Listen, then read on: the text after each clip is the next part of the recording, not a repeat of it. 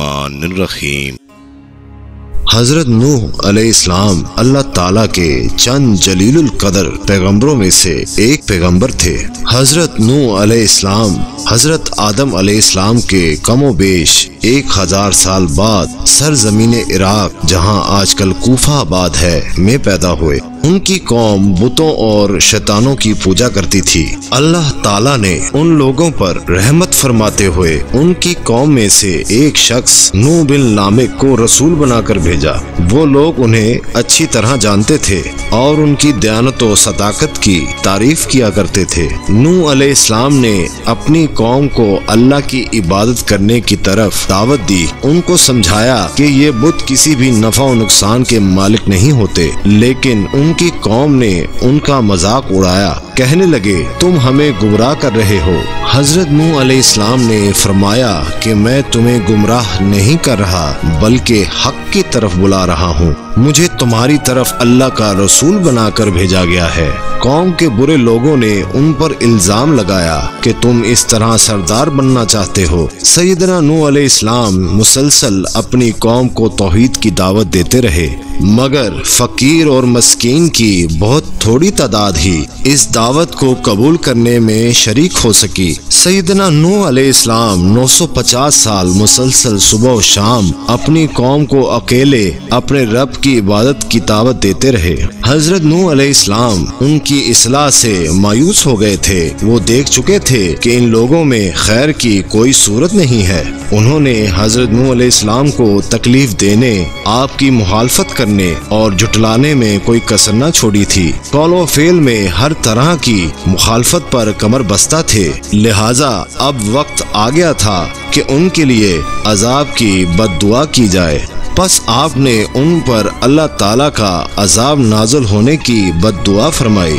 حق تعالیٰ نے آپ کی بد دعا کی قبولیت فرمائی اور مطالبہ پورا کر دیا۔ اللہ تعالیٰ نے نوح علیہ السلام کی طرف وحی کی اور کہا، اے نوح، تمہاری قوم میں جو ایمان لا چکے ہیں وہ لا چکے، ان کے سوا کوئی اور ایمان نہیں لائے گا۔ تم غم نہ کرو اور ایک کشتی ہمارے حکم سے بناؤ۔ جو لوگ ظالم ہیں ان کے بارے میں ہم سے کچھ نہ کہنا، کیونکہ وہ ضرور غرق کر دیے جائیں گے۔ چنانچہ حضرت نوح علیہ السلام نے کشتی بنانی شروع کی۔ جب ان کی قوم کا سردار ان کے پاس سے گزرتا تو ان کا مذاق اڑاتا اور فکرے کستا۔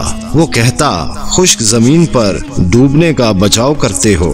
حضرت نوح علیہ السلام اس پر ہنستے کہ موت سر پہ کھڑی ہے اور یہ مذاق کرتے ہیں۔ آخر کار کشتی بن کر تیار ہو گئی۔ اس کی 3 منزلیں تھیں۔ نچلے حصے میں جانوروں کے لیے جگہ تھی، درمیانے حصے میں انسانوں کے لیے اور سب سے اوپر کے حصے میں پرندوں کو رکھا گیا تھا۔ اللہ تعالیٰ نے طوفان کے آنے کی نشانی حضرت نوح علیہ السلام کو یہ بتائی تھی کہ ان کے گھر کے تنور میں سے پانی ابلنے لگے گا۔ چنانچہ جب تنور سے پانی ابلنے لگا تو خدا نے حضرت نوح علیہ السلام کو حکم دیا کہ ہر قسم کے جانداروں میں سے ایک جوڑا، یعنی 2 جانور، ایک نر اور ایک مادہ لے لو۔ اپنے گھر والوں کو اور جو لوگ خدا پر ایمان لا چکے ہیں ان کو بھی ساتھ لے لو اور کشتی میں سوار ہو جاؤ۔ یہ لوگ تعداد میں بہت کم تھے۔ حضرت نوح علیہ السلام نے خدا کے حکم پر عمل کیا۔ ان کے گھر والوں میں سے ایک بیٹا کنعان اور اس کی ماں کشتی پر سوار ہونے والوں میں شامل نہ تھے۔ 3 بیٹے حضرت نوح علیہ السلام کے ساتھ گئے، جن کی اولاد سے علاقہ دوبارہ آباد ہوا۔ کشتی ان سب کو لے کر طوفان کی لہروں پر چلنے لگی۔ لہریں کیا تھیں؟ گویا پہاڑ تھے۔ اس وقت حضرت نوح علیہ السلام نے اپنے بیٹے کو جو کشتی سے الگ تھا پکارا کہ بیٹا ہمارے ساتھ سوار ہو جا اور کافروں میں شامل نہ ہو۔ اس نے کہا، میں ابھی پہاڑ پر چڑھ جاؤں گا، وہ مجھے پانی سے بچا لے گا۔ حضرت نوح علیہ السلام نے اسے سمجھایا کہ آج خدا کے عذاب سے کوئی بچانے والا نہیں ہے اور نہ کوئی بچ سکتا ہے مگر جس پر خدا رحم کرے۔ اتنے میں دونوں کے درمیان لہر آئی اور بیٹے کو بہا کر لے گئی۔ نوح علیہ السلام نے اپنے پروردگار کو پکارا اور کہا، پروردگار، میرا بیٹا بھی میرے گھر والوں میں ہے، تو اس کو نجات دے، تیرا وعدہ سچا ہے۔ خدا نے فرمایا، اے नूह वो तुम्हारे घर वालों में नहीं है, इसके अफाल नाशाइस्ता हैं। तो जिस चीज की हकीकत तुमको मालूम नहीं उसके बारे में मुझसे सवाल न करो।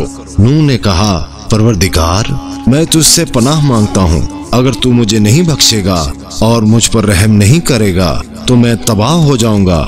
40 दिन पानी आसमान से बरसा और जमीन से उबला, ऊंचे ऊंचे पहाड़ और दरख्त डूब गए। फिर अल्लाह ताला ने हुक्म दिया कि ए जमीन अपना पानी निगल जा और ए आसमान अपनी बारिश को रोक दे। और कश्ती जूदी पहाड़ पर जो मुल्क इराक के शमाल में वाक़या है जा ठहरी। अल्लाह ताला ने हजरत नूह अलैहिस्सलाम पर अपनी रहमत फरमाई और कहा, अब कश्ती से उतर जाओ।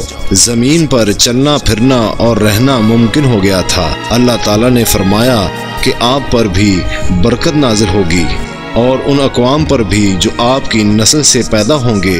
तूफान से निजात पाने वालों ने जमीन पर खेती बाड़ी का काम शुरू किया। अल्लाह ताला ने हस्बे वादा उसमें बरकत फरमाई। वो फसलें उगाते, बागात लगाते और उनका फल खाते। जमीन पर घने जंगल उगाए। आहिस्ता आहिस्ता चरिंदों परिंदों में इजाफा होता गया। जितने भी नबी और रसूल इस दुनिया में तशरीफ लाए सब के सब हजरत नूह अलैहिस्सलाम और उनके बेटों की औलाद में से हैं। हजरत नूह अलैहिस्सलाम ने वफात से पहले अपने तीनों बेटों को बुलाया और उनकी वसीयत की कि वो अल्लाह की इबादत करते रहें और उसके साथ किसी को शरीक न ठहराएं, क्योंकि शिर्क सबसे बड़ा गुनाह है। इसके अलावा वो उन्हें ये भी नसीहत कर गए कि वो किसी सूरत में तकब्बुर और फख्र न करें, क्योंकि ये बहुत बड़ा गुनाह है। प्यारे दोस्तों, हम उम्मीद करते हैं कि आज की हमारी वीडियो आपको जरूर पसंद आई होगी। अगर आपको हमारी वीडियो पसंद आई है तो आपसे गुजारिश करते हैं हमारे चैनल को जरूर सब्सक्राइब कर लें और इसके साथ लगे बेल आइकन को भी क्लिक कर लें और अपनी कीमती राय से भी नवाजें। शुक्रिया।